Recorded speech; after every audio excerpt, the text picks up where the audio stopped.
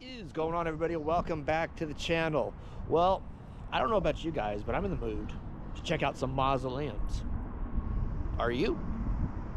Let's go. This one that's partially hidden is Albert Bonheim, 1854 to 1916. It said he's a capitalist merchant and a philanthropist. Passes away in San Francisco after 3 months of illness. Albert of this city, aged 62, one of the best known of California philanthropists, died yesterday noon in San Francisco sanitarium. Death being due to dropsy and to a hardening of the artery walls. The deceased, whose name has been connected intimately with numerous important business projects of Sacramento City and Valley, will be remembered best for the many young men and women he had assisted through college by the means of the Bonheim Memorial Fund at the University of California and other endowment funds at the University of California, Stanford, about 30 students being assisted annually. Wow. Besides showing the keenest interest in the education of young men and women and in assisting them to find positions after leaving college, Mr. Bonheim devoted much of his life to juvenile court work and relief activities of the Red Cross Association, or Red Cross. I think on Find a Grave, I think they might have misspelled it. At the time of his death, he was secretary of the Sacramento Red Cross Association, yes. Also a member of the State Industrial Welfare Commission, having been appointed to that position in 1913. He was a native of Germany. Wow. So he spent about 30 years in Sacramento. Very interesting. He was also the president of Country Banker Syndicate, which took part in pending reorganization of the Northern Electric Railway. Oh, okay. Beautiful. Interesting character. It's kind of hidden up in here. Looks like they've had a break-in because they got a lock around it. But Albert is right there in the middle. And there's Edward, Bertha. I've got Elsie in the middle there, and that's about it. That's a beautiful little mausoleum here. Nobody ever really comes into anymore, it doesn't look like. I know his bio was a little long-winded there, but interesting character, and he was doing good things. He was helping, you know, boys and girls get an education. So he was doing good in the community. I think the community needs more people like that nowadays. Here's another one hidden. Savage. Anna and her spouse Michael. Anna lived from 1886 to 1950, and Michael lived from 1862 to 1941. Couldn't find anything out on him except for a couple of pictures I found. But this is an interesting one. You guys can find out anything on Anna and Michael, Savage or Savage, however you pronounce it. Throw it down in the comment box below. The book didn't have them, and Nothing Find a Grave didn't have anything special on them either. Wow, it's kind of hard to see inside. Gordon Cunningham and his spouse, he was a banker, I had found out, in San Francisco. He was part of the financial community, I guess.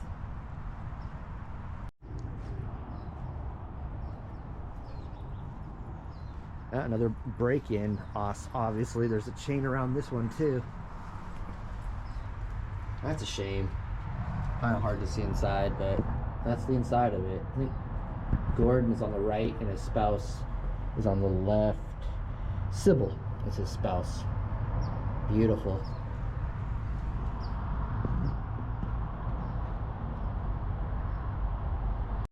Something very odd happening. The whole time I've been here filming, there's two cars that keep circling the cemetery, that keep passing me. I don't think they're security, because I don't think I've ever seen security here, just like groundskeepers, but they keep passing me. Like, they're making a loop of the cemetery, coming back around and passing me and driving by me really slow. I'm waiting for someone to say something to me, but no one is. They just keep driving. It's kind of odd. The same two cars are doing that. That's kind of weird. Let's get back to the Crypt mobile and go to a different section of the cemetery. I don't know. It's like Am I being harassed or what? You know, not really, but I mean, you know, they, you know, like, what are they doing? It's kind of weird. Let's go to a different section. It's kind of weird. I don't know, man. It's I see them down the road just sitting there too. I don't know. Maybe they are security and they're trying to figure out who I am. I don't know, but it's just kind of odd. I've never had that happen to me before in this cemetery where people keep circling by. It's just like, I got a book in my hand, their cemetery book that are highlighting people, you know, and you know, I'm looking at my cell phone. It's not like I'm, you know, trying to do anything, but let's get out of here.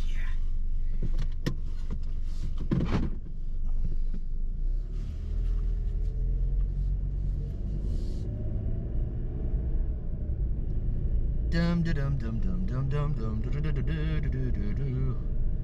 Ooh boy, beautiful cemetery. I love this place. A little driving tour for you guys for a minute, for a split second.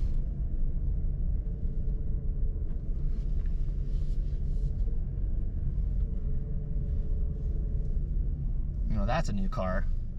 They haven't passed me yet. They're legit here visiting, but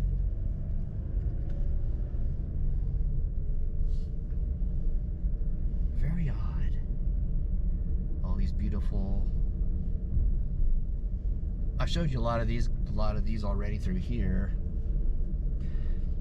Let me see here.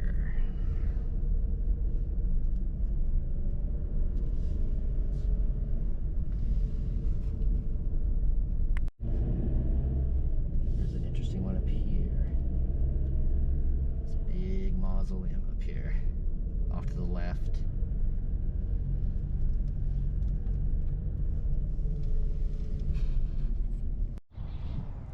I think I showed this one on a live stream one time. James Clare Flood, October 25th, 1826. He was born in New York and died February 21st, 1889, in Germany, actually. And he was what they called a silver baron. He was partner in the Comstock silver mine in Nevada with George Hearst and others. So he's got ties, you know, partnerships with the Hearst family as well, and made his fortune in silver.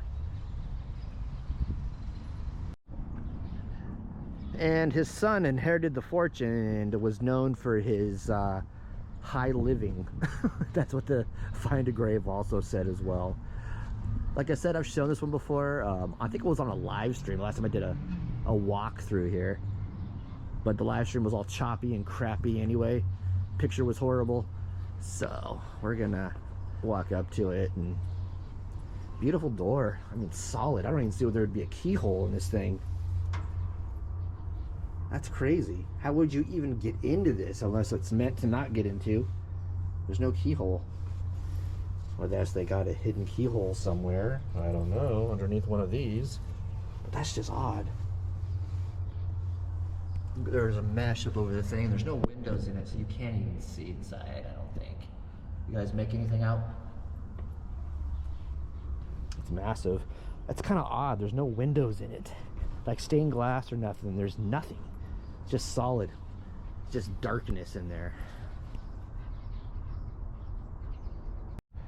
Charles Lathrop, May 11th, 1849 to May 24th, 1914. And he was this Charles Lathrop, he was the treasurer of Stanford University and the younger brother of the late Mrs. Leland Stanford, one of the founders of Stanford University. Died at his home in Alta Vista near the university at 9 o'clock Sunday morning. He has been suffering from diabetes for more than 8 years with reoccurring acute attacks. The attack which caused his death came on May 5th. So, he was a sibling to one of the founders of Stanford University, and he had a job as the treasurer.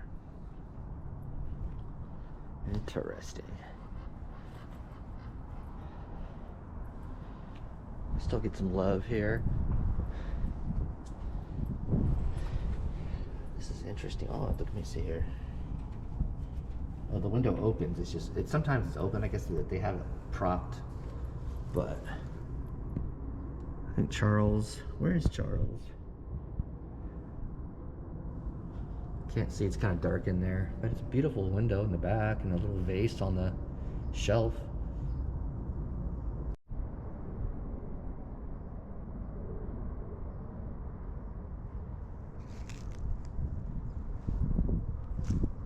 One more before I get out of here. When Cypress Lawn opened, this mausoleum, William Cole, the Cole family, this was the first one built at Cypress Lawn back in the 1800s when this first opened.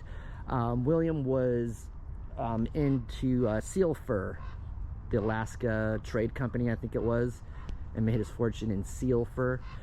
I think there's approximately 15 steps to the top.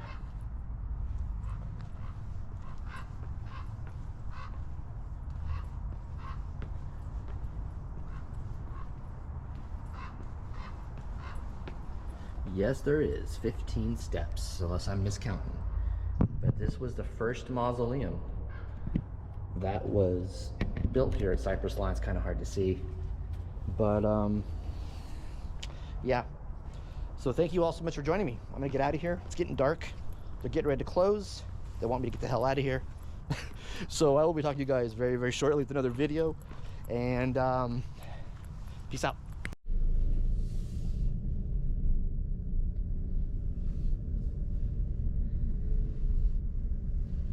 Beautiful evening.